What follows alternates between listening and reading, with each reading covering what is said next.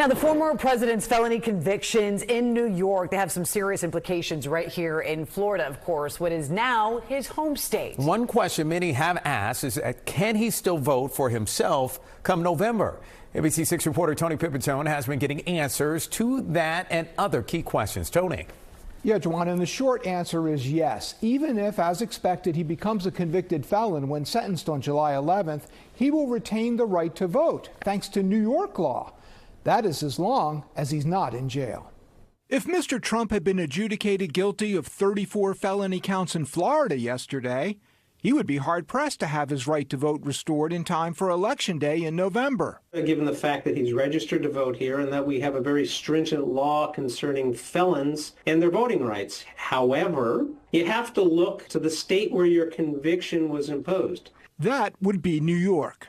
In the state of New York, if you've been convicted of a felony, as long as you're not incarcerated and serving the incarcerated portion of your sentence, you can vote. For that, Mr. Trump can thank former Governor Andrew Cuomo and the Democrats of the New York Assembly. Republicans in Florida have resisted expanding civil rights to returning citizens, and those rights involve more than just voting. So to just talk about whether or not President Trump could vote, I think limits the conversation, and that's something that we want to expand. Desmond Meade and the Florida Rights Restoration Coalition have been fighting for Floridians with felony convictions, a club Mr. Trump will likely soon be joining.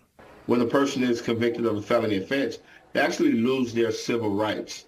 All right, so it doesn't just include the right to vote. It's the right to sit on the jury and the right to bear arms. It's the right to run for office.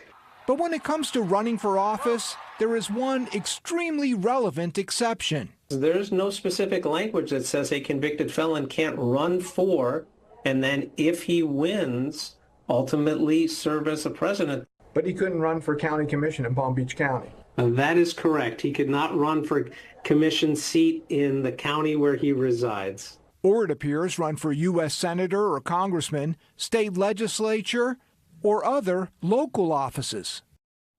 And in addition to being ineligible for jury duty, to possess a firearm, and to run for almost all public offices, a convicted felon must also register as a felon with his local sheriff within 48 hours of entering the county where he lives.